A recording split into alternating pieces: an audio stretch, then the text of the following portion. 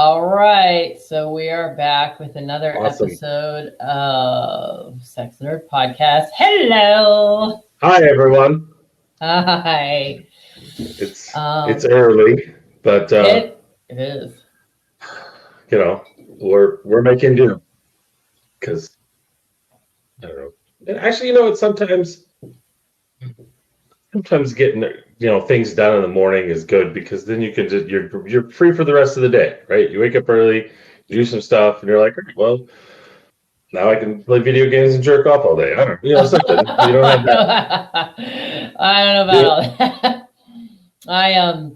Yeah, I'm usually up at like 5:30 every morning, and I take this fuzzball that's right here for a Mm-hmm. walk with my son in the mornings, and then we go grab coffee, and by 9 o'clock, I've like my day has been so productive that I'm like, oh, it's 9 o'clock, it's time to go to bed now. So yeah. I'm usually out of the gym by 9, sometimes 10. Ah. So, and then I have to eat again and then wait a little longer before I go to bed so I'm not eating and then going straight to bed. I'm usually asleep by like midnight, sometimes 1 o'clock. So, Ah. but then I get up at, 7. Oh yeah, yeah. Yeah, I used to have those kinds of nights, but I'm just like I have two different kinds of schedules. I work like 6 p.m. to 2 or 3 a.m. and then I'm up till 5 and then I sleep, go to the gym around noon, go back to sleep and then get up around 4. That was when I was Hmm. working my night job, but for the most part, I really prefer being up at like 5 or 5:30 and then being to bed at 9. It's like, my party days have been over for 20 years. It just got so boring. It's like, oh, great, I'm here at a party drinking again. So I wanted to do something more with my life than that. And getting up at 5:30 in the morning makes that possible. So Yeah. Yeah. yeah. So what are you up to? Yeah, How have you been? It's been a week. good. It Has has, it been a it has, week or has it been it's 2? only been a week, maybe 2 weeks. Yeah, I think it's been I two don't weeks. remember. Maybe it was 2 weeks. Yeah. No, things have been fine. Um, yeah, just trudging along dissertation stuff, teaching classes, teaching face-to-face classes, which is fun. Yeah. Yeah. At UNLV, there's only 3 people in my department that are teaching face-to-face classes. Oh. Students seem to actually respond well to it. Seems like they like the social interaction, which is, I think, nice for them. So, and well, just trying to get back to some normal life stuff. I haven't got my sense of smell all the way back yet, but it's almost back. That's good. Yeah. Yeah, lingering effects from COVID are more and more common and documented. So, Hmm. yes, yes. How many students do you have? I mean, I've actually somebody asked me that when another colleague of mine, they're like, wait, he's teaching in person? And I'm like, oh, Yeah. how many students So, are going? And I'm like, I don't know. so in the class total, there's about 30 students, but it's split up. So I teach Mondays and Wednesdays, and half the students show up Monday, the other half shows up Wednesday. So I do the same lecture both days, and Oh, then I do a video lecture or something online to make up for that lost day in the oh, week. okay. Yeah. Right So on. it's a little asinine, but at least it gives them something. Yeah, yeah, yeah. Right on. Yeah. That's good. Yeah, it's good that they break that up like that. Yeah, especially the sexuality class that I teach, like you can't do that online. It just doesn't work very well. Hmm. Yeah. What about you? Um, I well, I mean, we're still the process of moving the museum is a sizable one, and it involves a lot of steps. Steps Hmm. with the city and steps with the county, and then presentations to different members of the city council and stuff like that. So, we got past that first hurdle, and now they're kind of like, well, so how are you going to represent Las Vegas? Um, and so we just basically, there's this unfortunate myth that the museum is this salacious, touristy, kitschy place that has no substance. And I get it from the exterior. It certainly, it looks like a glorified strip club, which I've complained about for years, but it is what it is. Isn't it? But it is next to a strip club. And it's next to a strip club and an adult bookstore, right? And where we're going is in a district of Las Vegas that's very high profile for the city itself. Mm-hmm. And so we just was like, no, if you look at the substance of the museum, you'll see that we are very educational, academic, sciencey in nature, and yeah, of course we study pornography and so forth, but everything comes from this like science lens or the preservation of art lens. And so I'm hoping that, I would imagine that they would have some say in the content of the museum. And I think, and I don't know that for a fact, but I just, I would imagine that would be the case. And so, but I think once they see the actual, like the inner workings of the museum, they're going to go, oh, actually, this is a really good fit. So, but it's when you're dealing with government, it's a process, and that's okay. And but we're still, it's 6 to 9 months is still the timeline. So, so that's good.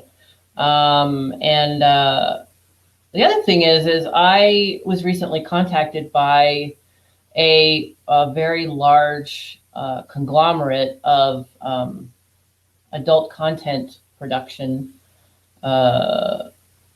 who was interested in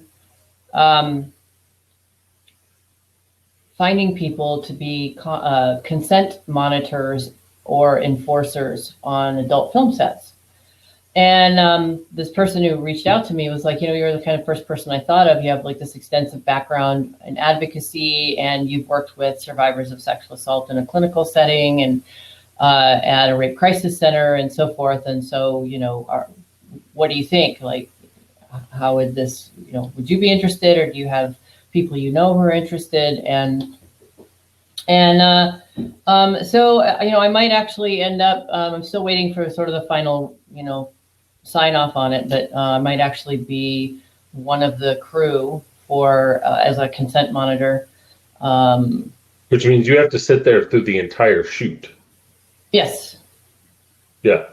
Start to finish. That's a long day. Start to finish. Yeah. So you sit down with the talent and you negotiate the limits and boundaries. And then my job or the job of the folks I'd be working with would be making sure those boundaries are maintained and not crossed. And, if they are, then there are certain steps that have to be taken depending on which direction whoever the talent is wants to go, and then advocate for them. And that's something like when I was, back in the 90s, when I was working in the industry on the production side, that was something that I did already. And, but I wasn't on mainstream sets. They were more like fetish sets.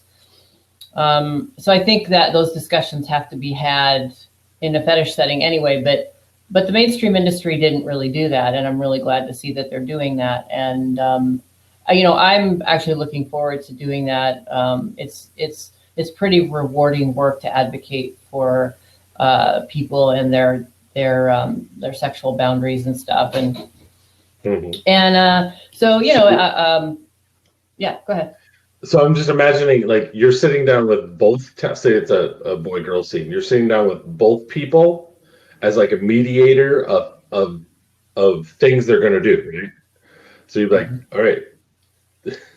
So I just think of the Dave Chappelle thing of the consent lawyers and the consent contract, like, right. But you're the mediator. As opposed to both having lawyers, you're just the mediator to like, all right, this is what you're okay with this, you're okay with this, you're okay with this. No, I think that. Well, this is kind of a new thing in the mainstream industry, just because during quarantine, especially, a lot of men, especially, were outed as chronic boundary violators in the industry, and this is kind of a new it's an addition to COVID monitors, COVID. This friend of mine that asked me to be involved, can't remember what the title is, but his job is to make sure that COVID protocols are met before each set. And so, just like in the mainstream film industry, the adult film industry is adopting a lot of safety precautions, and that includes on set consent monitors. And I think they're doing that in Hollywood too. So it's nice to see that they're doing that in the adult film industry too. So I'll know more, soon about what they're doing and stuff like that. Yeah. We kind of talked about this yesterday, and I think that's, I think people listening to that would be like, oh, that sounds silly, but it's not. Like, the porn industry is a legit film industry, and if you go to a TV set or movie set in Hollywood, you're going to have safety protocol people left and right.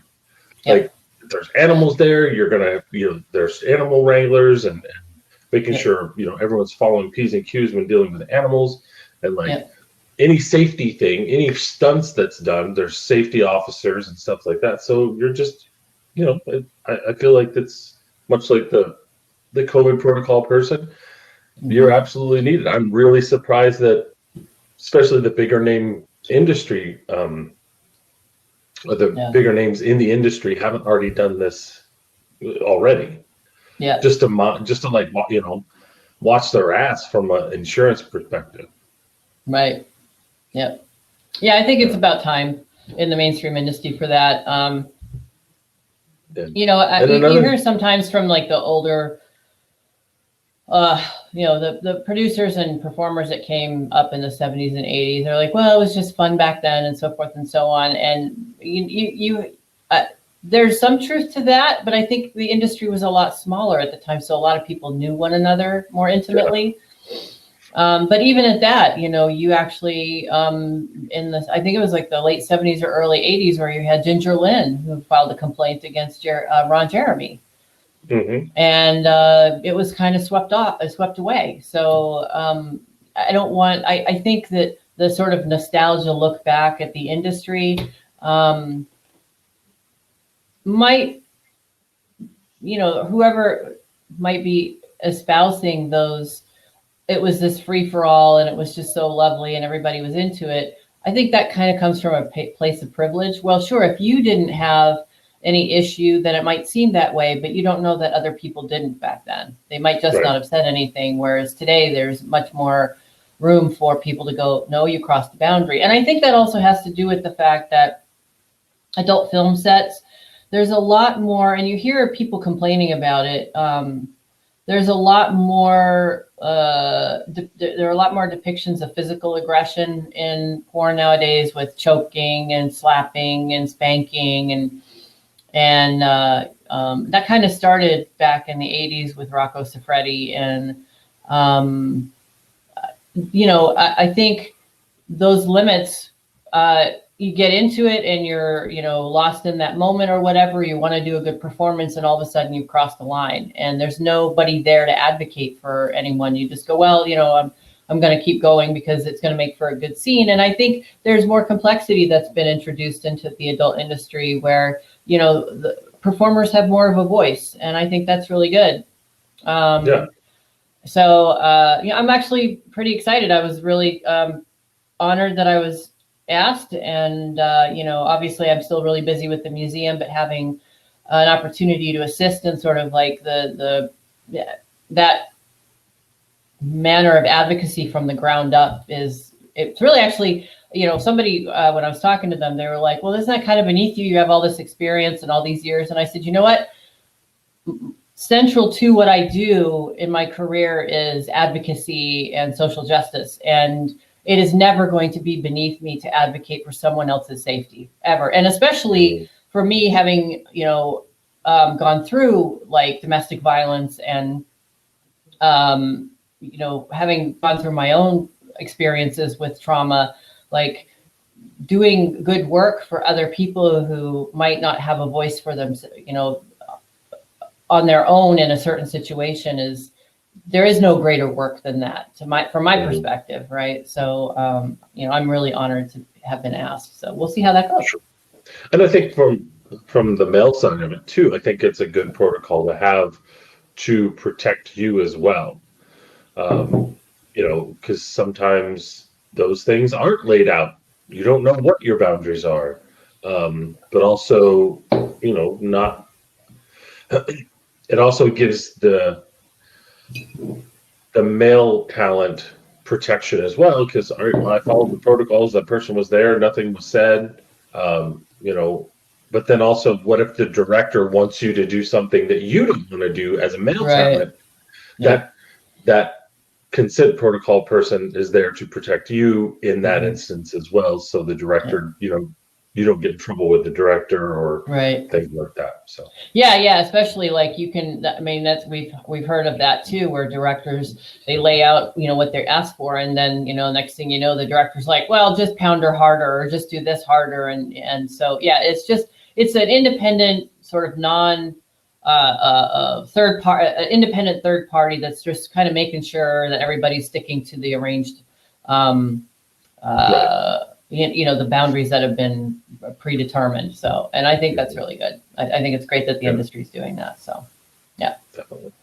So, but yeah, other than that, I've been strangely into home improvement, and I really wasn't ever before. People are like, that's a very manly thing to do, and I keep going, well, maybe it's the testosterone of mine. I don't know. But I undertook a project in the house. So when it was renovated, I kind of went for like this gray, white farmhouse sort of feel, right? But the tile was all this yucky, old, sort of brownish, yellow, bleh, that had been put in like 10 years before, or 8 years before. And so I took it upon myself to start changing that. And so that I redid the tile. Hmm. Well, so far I've only done it around the fireplace and the front door and the howell bath, but the tile is now this really nice, shiny white. And I don't like the top coat, the shellac, because you have to have a top coat on it, and it's sort of like an ivory hue that I wasn't really going for, so I might sand it down and resurface it, but it's been really rewarding, and it came out fantastic, and I'm just like, wow, I did that. So I'm just like, okay, I guess I'm just doing this now. So the kitchen's going to be a nightmare because it's a big space, but yeah, whatever. It's going to look really great. So that's about it. And my dog, and she's I asleep. don't think I don't think that's a manly thing. I mean, half of home improvement TV is mostly I know, women, right? I you know. know? It's a very question that I get, and I go, I don't know. They're just like, well, it's just such, like you're a truck. You've got this big old truck now, and you go out like to shooting ranges with your rifle and your Glock, and now you're doing home improvement. That's very manly. And I go, okay, okay. So now you're just going to do all this home improvement stuff, right? You're going to get all this home improvement skills, and the next show that's going to be created is going to be you going through Nevada renovating brothels. I You know, be like, move that truck, be like extreme makeover brothel edition. I think I'll stick to sexology, thanks. So yeah. So we Strip have club addiction, I know, right? Yeah. making it I'm safer, hoping they won't follow me home. So making it safer and more comfortable for the yeah, dancers and the clients. yeah. So I but actually of would watch course I this can't fix show. everything. I actually called you like a couple days ago about my TV stand because All right. I tore the legs out from under it. I'm like, I don't know how to fix that. Did it work? Just, um. you know, Well. Basically, the shims weren't going to work just because there was too much thickness. So I had to go through the top and drill into the legs that got ripped off. So they're back in and they're flush. So yeah, it's fine. Gotcha. Okay. Yeah. The shims were a little too thick. So and the clearance is so minute that it wouldn't have worked. But I learned about shims and I didn't know about shims before you told me. So Shims are magic. yeah. Shims are so magic. Yeah. But If you don't know what shims are, for the people who happen to be watching this, they are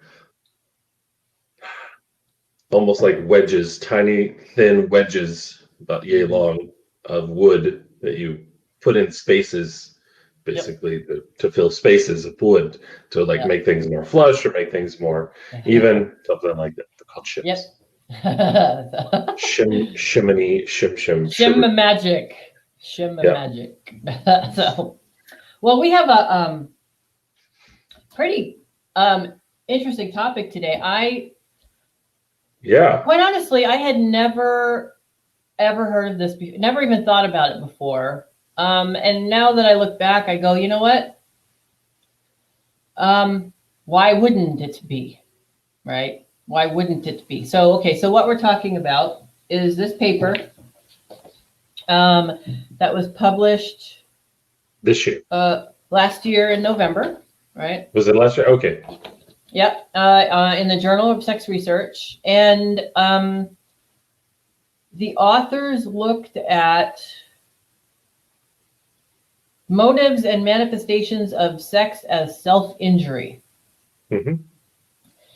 And it piqued my interest. I think David actually reposted it on his Twitter, and it immediately caught my interest because of my background working with survivors of sexual assault and stuff like that. And you know what they're talking about in this paper is the abstract starts with, to view destructive sexual behaviors as a form of self-injury is a new concept in the research field that needs further exploration and conceptualization. The aim of this study is to explore experiences of sex as self-injury to identify motives and manifestations of the behavior. So, okay, what are we talking about when we talk about self-injury? Okay. So, right. So in the article, it talked about non-suicidal self-injury. So this is stuff like cutting, burning, self-flagellation, I guess. Basically causing your body harm or injury. And they give some examples later of reasons, like to mitigate the negative feelings, to feel good, to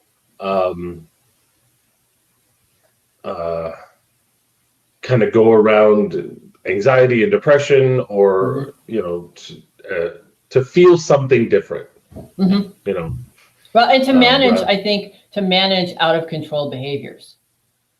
To manage out of control feelings. Sorry, I out of control feelings. Yeah. Out of control feelings. Yeah. Yeah. And so it provides an interesting twist on consent, which you and I have talked about in other podcasts. I think we'll have to dive into that a little bit, because this is where I think you and I differ in our opinions on this. We might, yeah.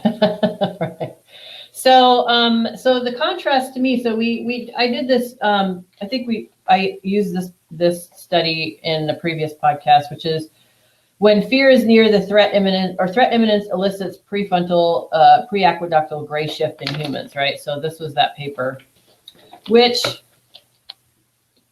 if I were to look through this particular article again, it almost seems as though the idea of self-injury, especially when it's sexual in nature like this, it sort of flies in the face of our natural instinct to avoid risk, right?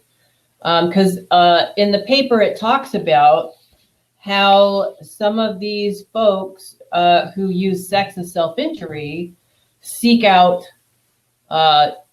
or put themselves in dangerous situations, right? Yeah, so that's the first thing that stuck out to me, is it seems it almost flies in the face of the fear, the fight, submission. What's the other one? Fight, freeze, submission, negotiation. It's not negotiation. Or redirection. Yeah, one of those. Yeah. It seems to sort of be a contrast to that, or a contradiction to that. What's your thoughts on the paper? So I read the paper, and then I dug a little deeper on the researchers.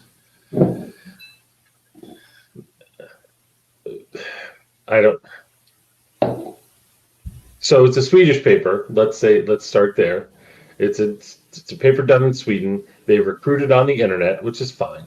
on a couple non-governmental websites, which that's fine. I did similar things with my dissertation. It's okay. Yeah. I think in this day and age, you have to. Yeah.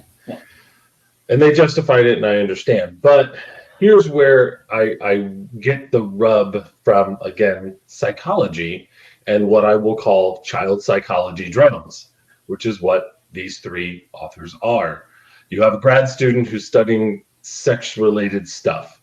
One of the other scholars does do some stuff, but it's online sexual predator stuff in relationship to child psychology. And then the main author, Friedland, she's a grad student, which is fine. She's probably working on something or postdoc or something like that. They're child psychologists. They are not sexuality scholars. And it echoes in a lot of their writing, because they're rehashing a lot of the same tropes that you see, that like it's all about sex risk taking and that's bad, and promiscuity is bad, and all these other things that again, a sexual scholar would know to dissect further, are just being on that surface level, being labeled as bad. And I bristle at this so much whenever I read these articles, because to me, it's morality. It's an attempt to create a moral standard of how women, because 190 of the 199 respondents in this study are women. So the majority of the people they're talking about in this are women identified. Only 4 were men, only 4 were non-binary, and I think 1 refused to answer. So I just struggle, because here's my thought. A lot of these same behaviors that they're reporting, you see in men going to professional dominatrix and having done to them. But that's fine for them. We don't look at that behavior as bad. We don't look at that behavior as self-injury. The guy who goes to his local dungeon and get kicked in the balls for 30 minutes, like that, and that it's the same thing. He's escaping from something. He's managing some emotions, and he's feeling good afterwards. So I don't know. I this whole thing, I'm reading it, I'm like, where's the autonomy? Where's the self-responsibility in all this? That's where and then on top of that, on top of page, or the first part of one particular section, it said that 95% of the people reporting also reported poor mental health as a contributing factor to sex as a self-injury. So you have a lot of comorbidity happening in this. I don't know. That was my thought. Okay. Well, some of my thoughts. Okay. Yeah, that stood out to me as well, was poor mental health. However, yes, you and I differ. So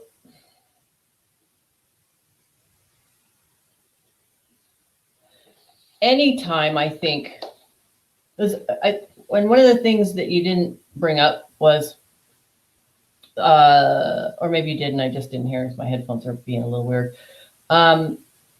Anytime, or more often than not, I don't want to say anytime, more often than not, folks who are self-injuring are generally struggling with some kind of mental health challenge, right? Depression, anxiety, so forth and so on. And self-injury is a way to cope, because whether it's cutting or anything else, there's a release of endorphins, which can reduce pain and so forth. And it's a distraction from, whatever emotions that they're struggling with. Okay. So poor mental health, I think, is understood as a sizable aspect of self-injury. A given, if you will. Right. And again, one of the things that I don't recall you pointing out was the authors did point out in here that the folks who are using sex as self-injury, for them, it could have positive affect, right? It could make them feel better in that moment or after the experience or whatever, in order to reduce the suffering that they're having from the other pain that they're trying to cope with. So the authors pointed that out. So I didn't. Yeah, but they don't. Huh? Go ahead. No, go ahead. Yeah, I didn't.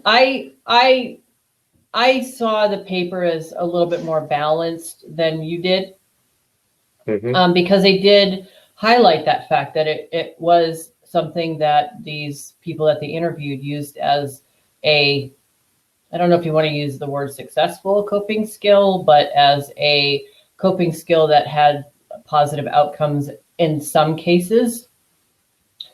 For me, what stood out more was the idea that for those who didn't have a positive affect,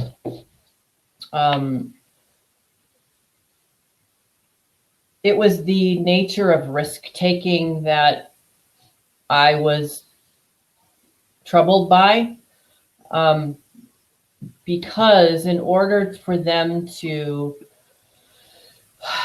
engage in this self-injuring behavior, they expose themselves to, at minimum, unsafe and at maximum dangerous individuals, people who prey on I don't know if you can make that leap that the people that they're picking are preying on anything. I don't agree with that. Because it doesn't say that the men are praying. It said that they're No, like the one woman just put up her address and she didn't care who showed up. I understand that, but I would argue that more likely than not 100%, but more likely than not, someone who puts up their address and says, come here and do whatever you want to me, is going to invite a certain kind of person.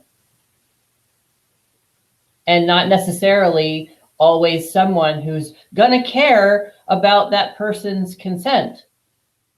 And that's why the individual who's using sex as self-injury is doing it in the first place, because they're more likely to attract those who are going to assist in their injury. If they put up their address and their phone number, that person is not going to call them and go, okay, let's have a negotiation about what your boundaries are. That's less likely to happen if the person's saying, just come over and show up and do whatever you want to me sexually. Yeah, but that's not the person who's coming over's fault. Like, isn't it? They're not culpable at all? No. Why not? These are, well, let me back up. Some of these people reported that as early as 12 that this was happening. That's a whole other issue.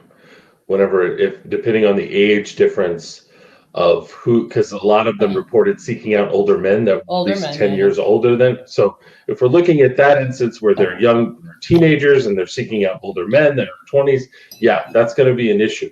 But if you're an adult, if you're a legal adult, and you're seeking out, you're just throwing that out there, hey, come over and fuck me, do whatever you want to me, like, that's still your responsibility. That's not the responsibility. Like, you can't hold someone hostage for your poor mental health. You can't so the guy coming over isn't responsible for your mental health. Nah, sorry, dude. I disagree with you. That's a raging cop-out. That is a cop-out. No, because there are two people who are responsible in every sexual situation. And for one person to go, I'm just doing what they said, which was do anything. And, oh, well, if I accidentally hurt them, too fucking bad. That's their problem. No, that's that borders on sort of an unempathetic, narcissistic attitude towards someone else's safety. If two people consent to fight, in this, we'll use this off the fighting. If two people consent to fight, yeah, let's fight. You're going to come over, we're going to fight, I'm going to fight you back, and you hurt me. Okay, you just used the word consent. There's no overt consent here. There's no overt consent. The person saying, come over and do what you want with me, is abdicating any kind of responsibility in the consent conversation. And the person showing up is doing the same thing. Beyond saying, come over and do whatever, that's where the consent conversation ends. And that's the thing that feminists often talk about, is in sexual situations, that first agreement seems to be able to cover everything no matter what happens. And that's not the case. Consent is an ongoing, alive thing that you do as you are in the middle of a sexual situation. It doesn't stop at the door. It doesn't stop at the first kiss. It doesn't stop at the first penetration. It's ongoing. I think you and I know that, and sexual scholar people know that, absolutely. But your average people don't. I think the average people is, hey, we're going to do this. To not care? No, it doesn't. But it doesn't. Well, that's what it sounds like you're arguing. Care. Oh, the guy was just like, well, this bitch wants me to come over and do the fuck whatever I want to, or so whatever, fuck her. Like that's the goal, like that. But I think, and that's exactly why I'm saying, that's my argument, right, is when you are trying to self-injure and you are putting that out there, you are inviting those very people that are more likely to invite those people, more likely to invite people who lack empathy and who are not interested in consent. Not always. I'm not saying this is a blanket statement. I think it's just more likely. I think that's not true. And so my rub here with this article is they actually say that. There's a paragraph where they say that the people who are invited over have some sort of culpability to this. Yes. And I don't think that has a place in this article. Why not? That's not, because they're trying to lay out moral judgment. They're trying to lay out moral philosophy. That's not the point of this study. The point of the study is to point out that these people sometimes seek out these things as self-injury. They're trying to impose policy. And they shouldn't be doing that in this article. That's not the point. That's a different study. I feel like that was just slipped in here. And then, we read this because we read Justin Lay Miller's review of this piece, and he said the same thing. Actually, just reporting what they said. And I don't think that little aside, that little paragraph in the results or the discussion section, it shouldn't be in there. Because it's not their place to conjecture that.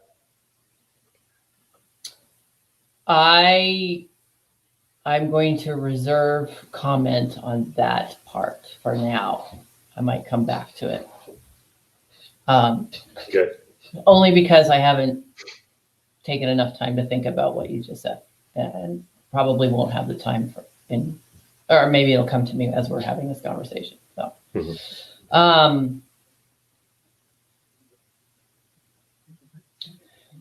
okay. Well, I love it when we disagree because we do it really well. Yeah, because I go back to the situations of BDSM. Oh, wait, Josh, you're blurry. Yeah, I don't know what happened. Okay. Come back there. Yeah. Anyway, go ahead. What were you saying? This is going to be blurry. I don't know. Okay. I go back to the example of BDSM and the guy male going to a dungeon. This is the same behaviors. I don't agree with you, because in BDSM, those scenes are generally pre-negotiated. I mean, we don't know that these are pre-negotiated. I mean, saying, "Hey, come over and do whatever you want," could be the negotiation. That's the end of it. I don't care what you do. No, consent is an ongoing aspect of sexuality. So, because what I'm hearing you say, and again, and I generally don't take the side of feminists here. Okay, I generally do not take the side of feminists, but this is the argument that feminists make, that from a man's perspective, or at least what feminists are arguing, is that men take this position that if she says yes the first time, then it's yes all the way through, and that's not the case. I can say that from my own experience in a marriage where I was in the middle of a sexual experience with my ex-husband, and there came a point where I was like, you know what, I'm uncomfortable, and there was this negotiation where I went like, I'm going to withdraw my consent for right now. And he continued, and I said, hey, I'm serious. I'm uncomfortable. We need to stop right now. I have to withdraw my consent. I'm not feeling right. And he stopped and he went, okay, consent is ongoing. But Right, which he you stopped. then advocated for yourself in that situation. You're Yes, the one who said, all right, so we're going. You said, yes, let's go. Consent happens. And then yes. you decided it was going to end or to stop in the middle. And And he you respected vocalized that. that. Yeah, and he Right. respected that. So that's your responsibility. Yes. If you were fine and you wanted it to continue, you wouldn't have said shit. You would have just kept going. Right? Well, but I wouldn't have been uncomfortable in the first place. So there would have been nothing to say. Right. But it's Okay. on you. You're the one who changed the dynamic of consent because you were uncomfortable. You wanted it to stop, so you did, and it took some negotiation and it stopped. Yes. Right. So, but what I'm setting up here is that if you were comfortable and you wanted it to continue, you wouldn't have said anything. There wouldn't have been ongoing consent. It would just been, hey, let's do this. And it would have been start to finish, and there wouldn't have been a discussion of consent. But the So in these but the situations experience was where already but you got to remember that it went my particular situation, we went into it with overt consent that was ongoing. And that's my point. Of course, anytime you want to interact with, well, okay, let me retract that. Me as a sexuality scholar, I'm really big on consent conversations happening from the get-go and having them be ongoing. Okay. And I understand that that some people don't do that. Okay. But so ignorance, I suppose, I have this is that gray area where like you could argue all kinds of different perspectives, and I get it. Right. But to me, if someone posted something on the internet that said, come over, I don't even know you, and you just do whatever you want to me, is a red flag from the get-go. That doesn't imply consent at all. To me, it's the opposite. It implies there's something not right here. Right? maybe. Yeah, but you're looking through the lens of right, but I feel like you're looking through the lens of women as the perpetual victim in this.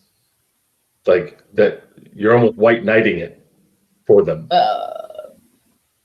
Like okay. that's a fair statement. That's a fair I'm only statement. playing devil's advocate here because I actually agree with you. Because if I saw that on the internet, I'd be like, nah, I don't agree with that. I know you would agree with me fundamentally, but you make a good point, and you know, you and I have had this conversation about, well, if someone can't advocate for themselves, then you want to advocate for them, but then are you imposing your own, ethics or morals onto that position? And I don't know that there's ever a time when you can entirely get away from that, right? And so you make a fair point, so I will concede on that, on the white knight argument. But I also concede that yes, you're absolutely right. With someone, if they were to read that, sure, it may sound exciting, but it's a great fantasy. Yeah, it's a great fantasy, right? But it should give you pause just a little bit. Like, well, okay. See, for me, I wouldn't get excited about that. I'd be like, oh, this is set up. Someone's gonna rob me. Like, I would think I was gonna get robbed. Like this isn't real. Like, oh, you would think it was real. Okay. No, I feel like it would be a setup for me to like go somewhere and like walk into a house and get robbed or robbed. Right. Yeah. Okay, that's an interesting take. Right. Yeah. But I think going back, there is a lot of nuance in this because we always love nuance. Again, in the article it said it was like a big percentage of people said that this occurred.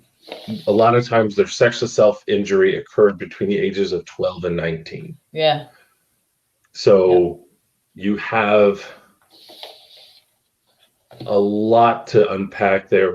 And then on top of the statistic of a lot of them sought out men who were at least 10 years older than them. So there's a lot there going on that I think, going back to what you're saying as far as the consent component of it, is if there's a lot of that age discrepancy, I definitely think that, yes, the men in this situation can be held responsible. If that, like, did you check their age? Did you, like, you know what I mean? Like at that point, yeah, you have some responsibility in that. Yeah. But if they're an adult, it gets a little fuzzier.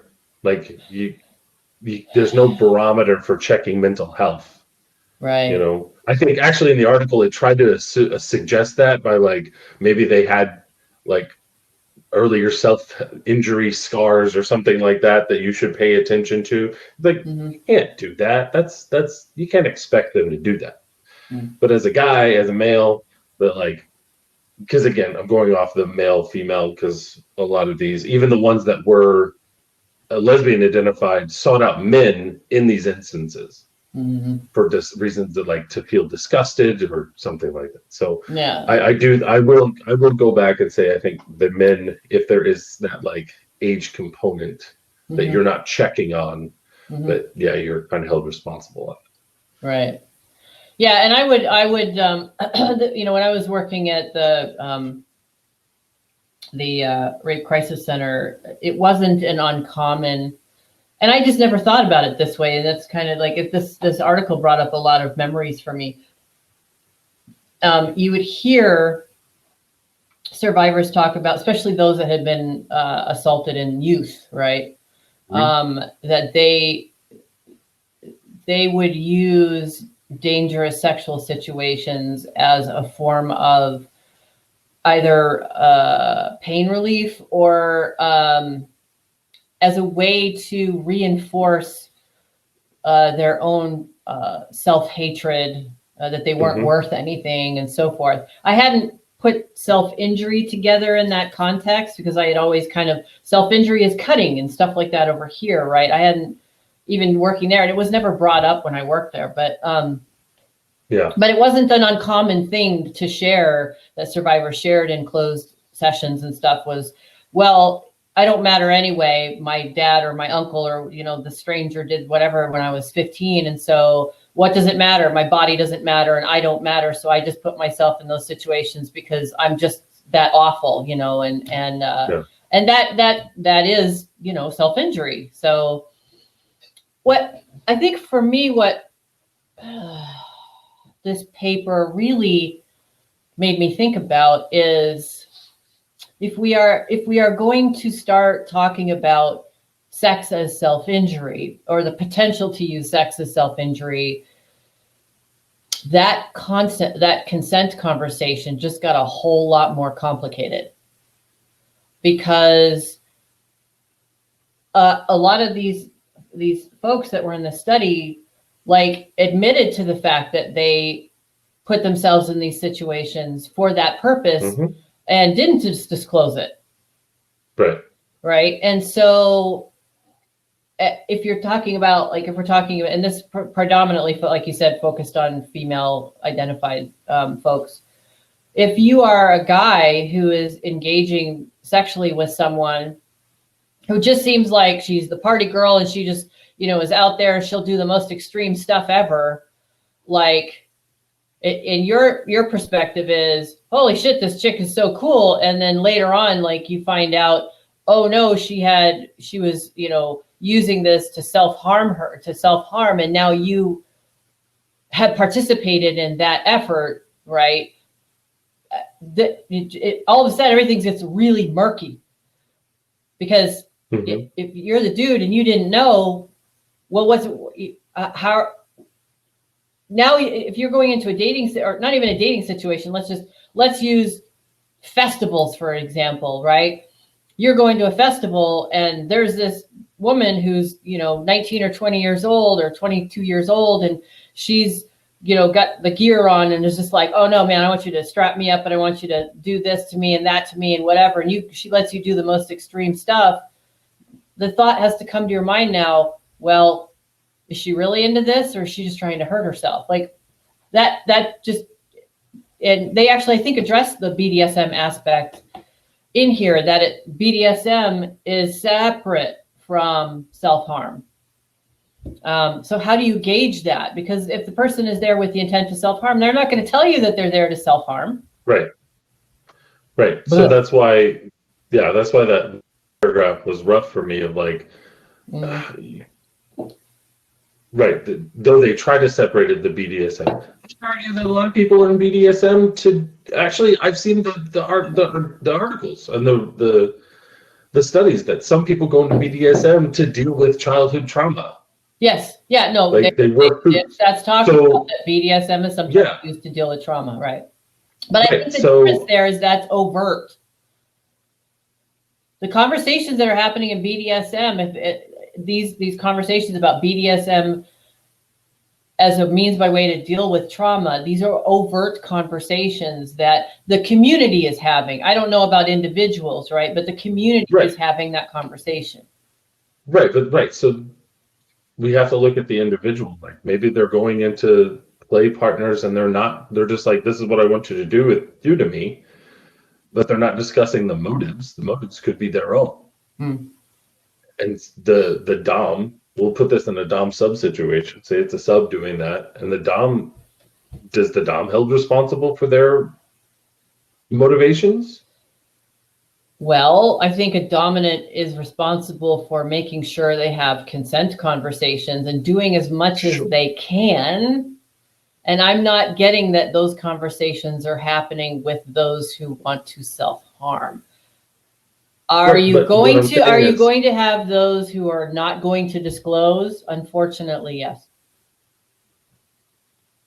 Right. I would argue that in a lot of cases, the disclosure of the inside motive is not as prevalent in BDSM, right? Or the same amount of prevalence as like the consent that's happening. Sure, the consent of logistically what you're going to do to me is happening. Mm-hmm. Absolutely. Mm-hmm. But the conversation about why you want you to do it to me, other than it feels good, well, why does it feel good for you? What are you seeking out of this? So a good dom, okay, my understanding is a good dominant is going to ask that question. Maybe. And I don't want to speak for the community. I'm not in the community, but and if anyone is watching this is in the community and has some feedback on it, I would love to hear it. But it's my understanding that a dominant is not just going to ask about the physical stuff. A good dominant is going to say, what kind of experience do you want to have out of this? And what does it mean to you? Mm-hmm. Well, so then at a certain point, if the person confesses that I'm seeking this to feel better because I'm to help me work through trauma, mm-hmm. Like at a certain point, wouldn't that Dom be held more responsible than the average guy who just showed up because somebody put their address on the internet? Because then he knows this person is seeking this self-harm, except for it's not being self-harm. He's having someone else do it. I think if that person is admitting that they're wanting to deal with trauma, there are negotiations that then happen in order to not re-traumatize that person in the BDSM community. If it's a responsible dominant. That's my understanding. Again, I would love to hear from someone in the community. But the motivations that are described in this article could be the same motivations. Yes, and they point that out, that it's the lack of consent conversation, or the lack of consent that makes the difference between the BDSM conversation of dealing with trauma and going out there as self-injury. It's the intentionality and the lack of consent in the interaction. So but I argue that the consent is still there because because just as we said in your example, like with your partner, it was, hey, we're going to do this, and that was the beginning. You decided to change the dynamic in the middle, but had you not decided that, it would have continued. And in this case, the consent of, hey, we're going to do this is happening for some of these people. Now, in their minds, they're reporting that they wish they could stop. The one instance where there was like 8 guys and she got locked in the room and she couldn't leave, but she didn't even want to leave. Like in her mind, she wanted to leave, but she wasn't expressing that. Right. Like at a certain point, that's on the individual. A certain level that has to be on the individual. So then whenever I compare that to BDSM, looking at the motivations, the seeking to relieve mental anguish, escape from these negative feelings. There is positive affect that comes of this. Yeah. Like those are the same manifestations or the same motives that someone would have in a BDSM scene as these people are reporting. The only difference is maybe there's more discussion about what they want done to them. Like a lot of times, sure, you have a relationship with your dom, but even in this, they talked about staying in abusive relationships for the same point. Now, I'm not saying doms are abusive relationships, so everybody freaks out. So in a lot of cases, it actually, in a lot of ways, I feel like BDSM might be the outlet for these people. The more healthy outlet, if you will. If they, I think, well, yeah, I can see your point on that. Yes, and however, these folks that were interviewed in this paper, for them, it was about perpetuating a negative perspective of themselves, that they were worthless. In some cases, yeah. And this kind of stuff. And so if you are going into a BDSM situation where you're advocating for yourself, you're making a better choice for yourself from the outset. And the folks that they're talking about here have poor self-image and want to perpetuate their own, the injury that was originally committed against them because they felt worthless. It's complicated. Like I said, I'm still deciphering it. The idea of culpability, the idea of who's responsible, how would this be renegotiated, and so forth. But I feel like we're getting dangerously into victim blaming here, and I don't want to go down that road. Ultimately, these folks are suffering, and eliminating culpability for the people that they're interacting with, I'm uncomfortable with. Yeah. You know what I'd love to see? I would love to see this exact same study done in the gay community. Yeah. The gay male community. Yeah. I would love to see the answers that are produced by them. Yeah. Well, you know what? I've had some conversations with gay men who go to bathhouses and so forth. And it was fascinating to me that, at least what I was told, and this is anecdotal at best, but was, well, the receiver who's in a swing or something like that, generally, if he's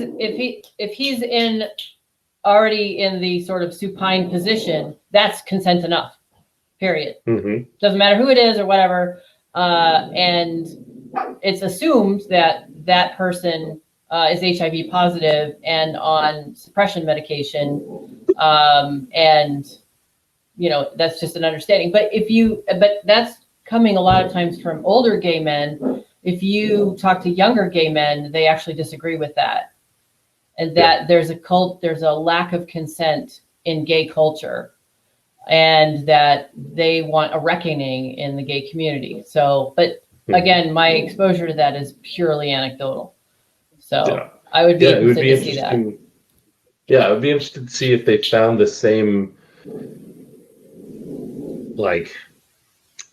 motivations. If in fact gay men are seeking this out as sexual harm. But on top of that too, I would love to see this for straight men as well. Like, I think there might be some, I won't call it self-destructive behavior. I mean, that's what we would call it. Sex addiction, or this article even referenced sex addiction and risk-taking behavior. Yeah. Oh, all right. Well, let's look at straight men who do this, or is there an element? Is that a thing? I don't know. Or is the same motivation, or the motivation's the same? Do they see it as trauma, as self-injury? Right. I don't know that there's research that's been done like that. Yeah. Right. Yeah. Is he having trouble? Yeah, she's a little growly this morning. Yeah. Poor puppers. Yeah. Yeah, I think so. The author, the initial author, the Friedland, she's done a couple of these studies dating back to 2017. I didn't get a chance to look at them. But I think it would be interesting forward to see this study in different populations to get a better, a wider like examination of this as potential self-injury in different contexts. Right. Yeah. So just to see if it's the same. And then well, around that's the the thing. I consent think there's a component, lot of room for that because they even say this is a whole new area of research and way more is needed. And I agree with that. Yeah. Because we have to be careful not to moralize, right? Sure. Right. And I think you're right. I think this does add an interesting component to the consent aspect. But again, I go back to you can't always know. I mean, you can ask, that's the whole point of consent. Yes. Right. But even in the discussions of consent, they may not know the motivations behind why they're doing something. And I think that is the perfect argument. I think that's the perfect argument for active and ongoing consent negotiations between sexual partners. Yeah, but if there's any other justification for it, if there's any justification for it, that would be a good argument for active, ongoing, enthusiastic consent would be something like this. You think so? I think so. Yeah. Yep. But again, they may not. I feel like, actually, that's purported, and a lot of these people, they didn't tell them why. No, I know. They didn't. And that's where I'm putting that's why I'm saying I'm putting a little bit of the onus on the person who isn't aware of, if they're encountering someone who's like, just come over and do whatever to me, to ask a basic question, not to get so caught up in the idea that they don't go, am I sure something that this is okay? Right? Just ask that one question of yourself. And if you are going to go ahead and go there and do this thing, then try to find out why this person wants to do that. And I already hear the argument, well, it ruins the fantasy. Well, too bad. No, I'm not going to make that. I was actually going to agree. I think, I would. I certainly would. Yeah. If you're going to show up to some stranger's house and says, do whatever you want to me, and you're going to go over there, the first thing I would do is go, why do you want to do this? Are you sure you're okay with this? Like, are there any boundaries you need? The conversation doesn't have to take long. It can take 3 minutes. Sure. But then engage it. Like, don't, But, not everybody has that knowledge. I know. That's an excuse, but they might not tell you. Yeah. They're like, I just like to get fucked by strangers. But at least you've at least you have tried to have that dialogue, right? It's kind of like, okay, I'll use another example. Let's say that you are meeting up with someone and they claim that they're in a non-monogamous relationship, okay? And you decide you're going to have that consent speech or that consent conversation. And you make the effort to say, let's say you're the woman and you go to the man, if this is a heterosexual situation. So your wife understands, or your partner understands, that you are here with someone else and you guys have this negotiated. And that person says, well, yes. Well, you've done your due diligence. If it comes out later that no, in fact, this person's cheating and that husband or that other partner doesn't know anything, you have done your due diligence, and then it comes on the person who just lied to you. Right. And that's what I'm trying to make a point with is with this. If someone posts says, you can do whatever you want to me, I'm going to be completely submissive to you. Well, ask that person why. And if they give you an answer that sounds satisfactory and you go ahead with it and you find out later that they were using it for the purposes of self-injury, at least you did your due diligence. You showed some empathy. Sure. It doesn't guarantee it's not going to be a problem, but at least it's a good way to open that dialogue.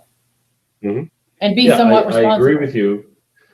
I agree with you to the extent that we're putting a lot of emphasis. I mean, Gail Rubin would say we're putting an emphasis on this because it's sexually related. We're doing that because it's sexually related. We have this higher emphasis on this because it's sex. Sure. Well, there are a lot of consequences to sex. Only because we made them so. Huh? Only because you mean like just because we Well, made them. okay. Again, you and I are going to It could be. disagree on It that. could be. There are a lot of It could be consequences. anything. There are a lot of consequences, and I'm going to gender this for a second. There are a lot of consequences for women when it comes to sex. There's pregnancy, and it's well documented that STIs affect women much more severely than they do men. Whether it's HPV or HSV or HIV or any of those things, women are more adversely affected by STIs. So just from a public health standpoint, it's important to recognize that sex has consequences. Mm-hmm. Anything has consequences. Like, but we're putting in a higher emphasis on just because it's sex. Like, why can't just two people show up and have this, it's laid out there. See, this is why I would be interested to see this study done between gay men. Yeah. To show and I feel like that would give a good juxtaposition of the differences in gender dynamics that are being placed on this just for the purpose of, just for the sheer point of being like between sex and same sex, or between sex components. Right. No, I agree. I think that would be an interesting contrast. Yeah. Yeah. And I think you find some significant differences. And I think we already know that from the literature when we talk about sex and female identified people and male identified people. Right. That I feel like my concern would be that in this case, because a lot of these are women and it's men that are often that they seek out, that is this being judged more harshly because we're looking at this from that perspective? Are we, like I said, I mentioned, or I kind of threw out there, are we white knighting this a little bit because it's women who are seeking out men? Yeah. We don't want to take away the autonomy of women, in this conversation, because if someone, and this is, another tough argument, if people do things that they do at a period of time in their life in a way that works for them in that moment. Mm-hmm. And if someone is self-harming as a means of coping, I don't want to stigmatize that. I want to offer alternatives, but I don't want to stigmatize that if that's their choice. Right? It's complicated. And I think that's what this podcast has shown. This is a complicated situation that doesn't really have an adequate answer. It just doesn't. Yeah. It's complicated. Right. Because so I'm looking at this scenario from another perspective too, of like, what if the woman who's seeking this out, we'll put it in that context again, the woman who's seeking this out is completely mentally healthy, complete sound mind, body, and just likes random strangers to come over, or seeks out. But that's someone who's well, okay. But doesn't throw the consent. Like, I'm just looking at the logistics. Yeah. Just says, hey, come over and fuck me. I don't care. Don't talk to me. Right. Just come over and fuck me. Right. Like, whatever. Same situation. Mm-hmm. Like, are we to say that person didn't consent? Like, or I that's not what I meant to say. That didn't consent, because you're right. Because it is very complicated. It's complicated. Nuances of this that go pretty deep. But at a certain point, like when we're looking at this as the culpability of the male or the person coming over, and then, how the person is dealing with consent, and then that role, like that continuous thing, like it does get more complicated. Like it's hard to, in those two situations, would a person be able to identify like, oh, no, they're fine, or no, they're not? Yeah. Yeah. Well, and I think even you're in my conversation, and you and I have been really good friends for a lot of years now. And even our conversation highlights gendered responses to this, right? And I think it's important to, you know, consider both of those responses to this. I agree with that. Yeah. And so yay us. Yeah, I do. Yeah. Yeah. It's, yeah. I definitely think the consent thing. Yeah. And I'm on board. I want the record to show that I'm Because on I don't board. want to, Like, I don't want to go jump should and go check in. like, look at your white male privilege and shut up. I don't want to do that. I want to like, there are aspects to this that where everyone's at risk, and yet we don't want to take autonomy away at the same time. Right. Right. Right. Right. And I'm just a compulsive contrarian, so I actually agree with you. I have come to appreciate being a devil's advocate, and I find myself sometimes, you know, especially after you and I have had this podcast for so many years in different permutations. It's kind of like, and I noticed that in the last episode that we had where you were arguing, and I just wanted to argue a different point, even though I agreed with you for shits and giggles. And I'm like, I love that we can do that. I love that we can do that. It's great. And I'm not normally like that. Like in the past, I've taken a position and I've stuck to that position, but now I'm kind of like, no, I want to argue this other. And so it might seem like I'm taking all kinds of different sides. And I think that's just it's your fault. No, but I like that we can do that and I'll take that. Be contrarian and be and argue, be the devil's advocate and go, yeah, but what about this? And still come around to a consensus of some kind, even if it's just this is a complicated topic and we need to look into it more, right? Yeah. So let me round it because I know you got to go, but I'm gonna round this up by saying that I agree with you that the person who is invited over should have a mental check. Yeah. Be like, is this right? Yeah. I'll check in with you anyway. What would you do, you should absolutely do that. Like, absolutely, 100%. Right. But I'm still going to contend that the paragraph that was added to this journal or this journal article was unnecessary. It was not that it was unnecessary. It wasn't their place.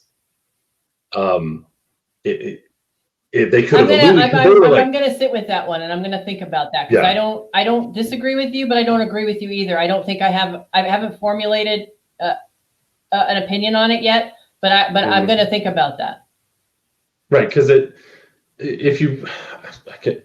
because it talks about the culpability of someone as being a sexual abuser in that component, and the language they used was a little more staunch than I would have jumped on. I'm like, I don't know about all that. Maybe like,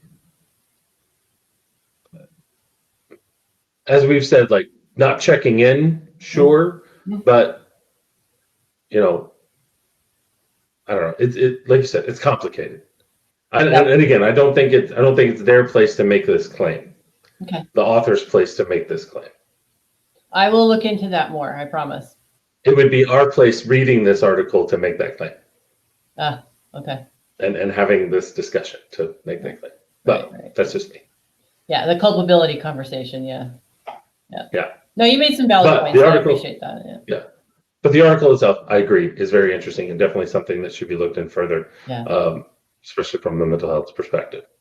Yeah, I think they could do a lot. I think, and the hallmark of a good study is further research or further suggestions. And I think doing a study on gay men, but not just